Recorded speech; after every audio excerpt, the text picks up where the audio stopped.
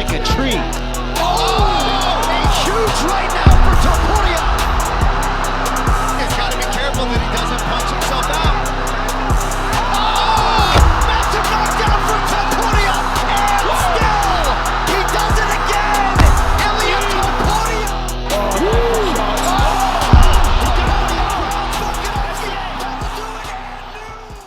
With back-to-back knockouts over two of the greatest fighters in UFC history, many know Ilia Topuria simply as a big knockout puncher. But what lies beneath the surface of all that power is a calculated, precise student of the game who takes the proven strategies from legends of other sports to create a style that is both entertaining and devastating.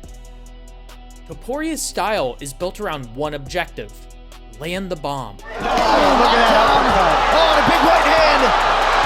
I thought the uppercut might land, and there it was. That's how he sets everything up. But just as building a bomb isn't a simple process, neither is nailing the target against the best fighters on the planet. So, in today's video, we'll break down the system Topuria employs to find his knockout punches so consistently.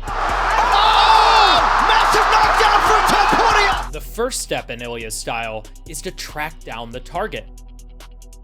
Topuria does this in three main ways.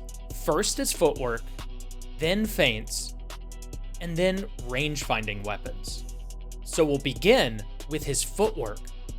Topuria, who is already short in stature, lowers his level even further by implementing a wide, stable stance. This stance allows Topuria to remain in a grounded position where he can slip his head in either direction when needed, and also counter with power at any time. Ilia's been vocal about his love for the longtime boxing superstar Connell Alvarez, referencing him as a main inspiration for his fighting style. We liked a lot Canelo. Canelo was, well, and it's one of my favorite athletes. Yeah, I learned so much from him. The similarities really emerge when you see both men putting the pressure on their opponent.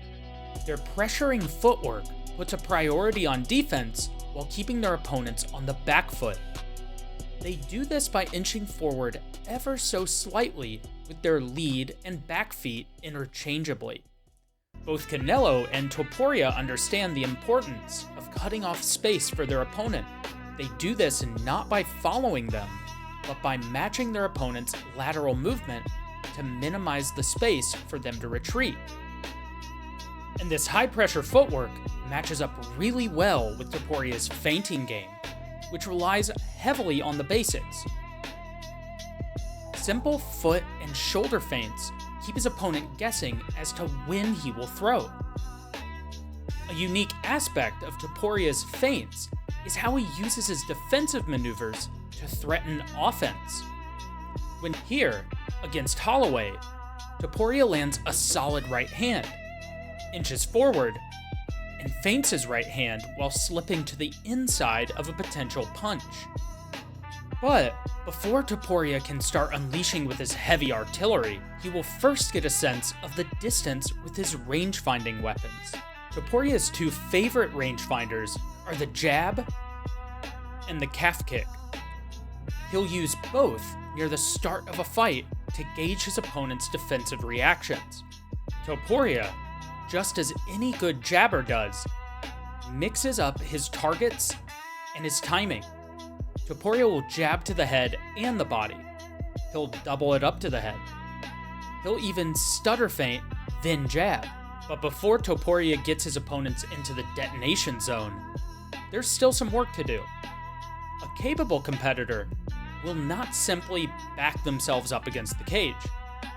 To achieve that, Topuria has to gain some respect by landing big shots. Topuria is a tremendous counterpuncher, and even if he isn't landing super clean shots, the threat of his power landing gets his opponents backing up towards the cage. In his first move up to lightweight against Jai Herbert, you see Topuria slip inside of Herbert's jab to land the right hand over the top, which backs Herbert up closer to the fence. He then slips outside of Herbert's jab and responds with a 1-2. Though neither counter landed super clean, they did the job of placing Herbert right where Topuria wanted him. Because that's the ultimate goal. Push the opponent past the black line, land the hand cannon, and leave them there motionless. Let's take a look at the Holloway bout. Topuria landed a huge right hand as Holloway was switching stances and retreating. Holloway was badly hurt and briefly returned to the center, but Topuria ran his pressure playbook again, pushing Holloway past the black line with thudding offense. Once there, El Matador flattened Holloway like a sheet of paper. So we know Topuria does his most devastating work with his opponent against the cage where they have a limited ability to retreat. And we know the type of insane stopping power Topuria has if he connects. From this in-close position, Topuria is one of the best practitioners of bodywork in MMA. In his first UFC knockout win against Damon Jackson, Topuria backed Jackson up and threw the rear uppercut followed by a left hook to the liver. This combination worked so well because the uppercut lifts the opponent up while also lifting their guard. Both of these things create a clear route for the left to the body. Canelo employs this same combination often and used it beautifully when he disposed of Rocky Fielding. Mixing up the target from body to head gives the opponent a lose-lose decision. Defend the head, get brutalized to the body, or defend the body and get knocked out. Although Topuria can eviscerate competition with brutal one-punch knockouts, it's the combination punching which allows it to happen. When throwing in combination and varying your targets, you increase the chances of getting the KO exponentially. And with all his work done, the footwork, the feints, the combination punching, Topuria can land his massive highlight reel bomb. To those watching the fights at home, they might just see a big KO and label Topuria as a power puncher. But what separates Topuria from most other big hitters is his tremendous system of placing the opponent exactly where they need to be so that the knockout becomes almost inevitable. For the Modern Martial Artist, this has been Coby McKinley, wishing you happy training.